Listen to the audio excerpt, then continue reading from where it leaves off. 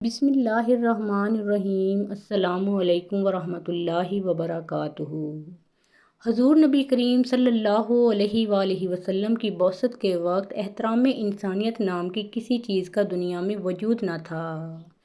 احترام انسانیت کا مطلب ہے رواداری، کشادہ دلی، بلا امتیاز مذہب و ملت، عدل و انصاف اور خدمت خلق، تعصب اور عصبیت سے اعتراض، تنگ نظری، فتنہ فساد اور ظلم و جور سے اجتناب، دین کے معاملے میں کسی پر سختی نہ کرنا وغیرہ۔ حضور نبی کریم صلی اللہ علیہ وآلہ وسلم جس معاشرے میں مبعوث ہوئے، وہاں انسانی جان کی قیمت مکھی اور مچھر کے برابر بھی نہ تھی۔ معمولی باتوں پر مختلف قبائل میں کشت و خون شروع ہو جاتا تھا، جو کہ نسل در نسل سالہ سال تک چلتا رہتا تھا۔ ان لوگوں میں رواداری اور کشادہ دلی کا تصور تک نہ تھا، اور ہر قبیلہ عصبیت و جاہلیہ میں بری طرح سے مبتلا تھا۔ انسانیت کی اس سے زیادہ تذلیل کیا ہوگی کہ نومولود یا کم سن معصوم بچیوں کو زندہ زمین میں دفن کر دیتے تھے۔ باپ کے قصور کا بدلہ بیٹے سے اور بیٹے کے قصور کا بدلہ باپ سے لینے میں کوئی قباحت نہیں سمجھی جاتی تھی۔ ایک انسان کی خواہش پر ہزاروں بے گناہ انسانوں کو موت کے گھاٹ اتار دیا جاتا تھا۔ بتوں کے استحانوں پر انسانی گوشت اور خون کے چڑھاوے چڑھائے جاتے تھے۔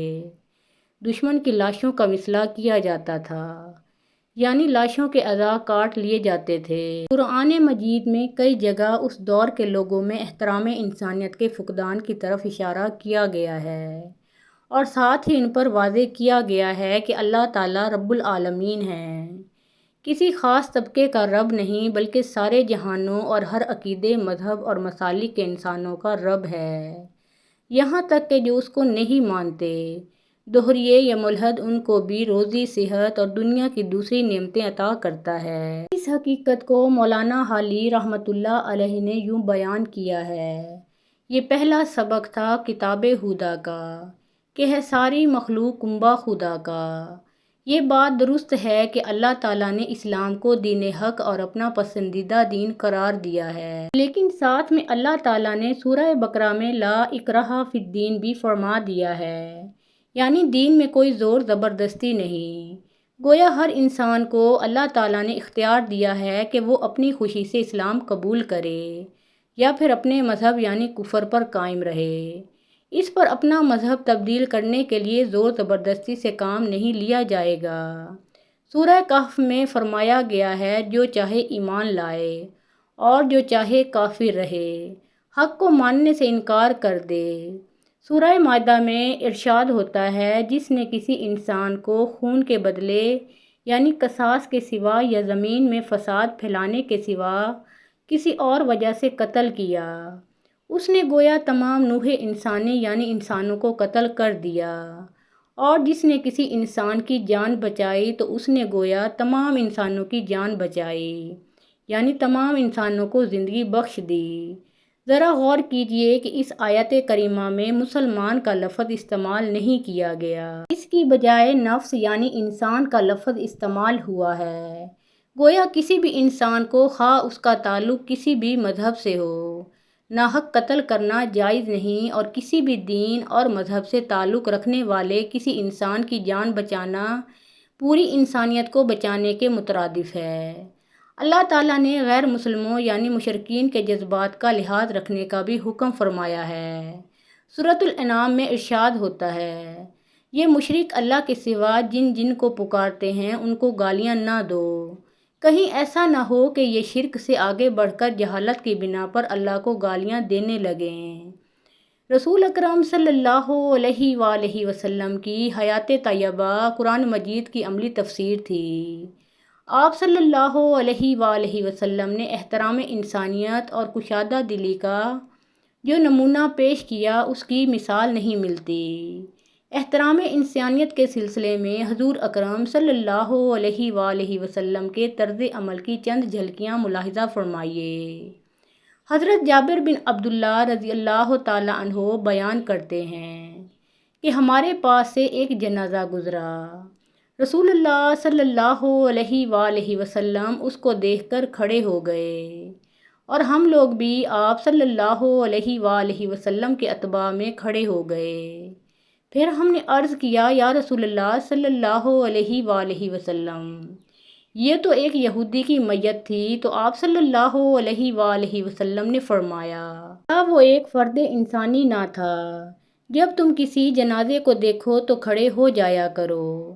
حضرت ابو ذر غفاری رضی اللہ تعالیٰ عنہ کا بیان ہے کہ ایک دن ایک سیاہ رنگ والے صحابی رسول اللہ صلی اللہ علیہ وآلہ وسلم کے پاس بیٹھے تھے۔ میں نے ان کو آواز دی، اے سیاہ رنگ والے۔ اس پر حضور اکرم صلی اللہ علیہ وآلہ وسلم ناراض ہو گئے اور فرمایا، پیمانہ پورا بھر، پیمانہ پورا بھر۔ یہ عرب کا ایک محاورہ ہے جس کا مطلب ہے ہر شخص کو پیمانہ بھر کر دے، سب کو ایک پیمانے سے دے، کسی کو کم یا زیادہ نہ دے، یعنی انسان کے درمیان امتیاز نہ کر۔ پھر آپ صلی اللہ علیہ وآلہ وسلم نے فرمایا، کسی گورے کو کسی کالے پر محض رنگ کی بنا پر کوئی فضیلت نہیں۔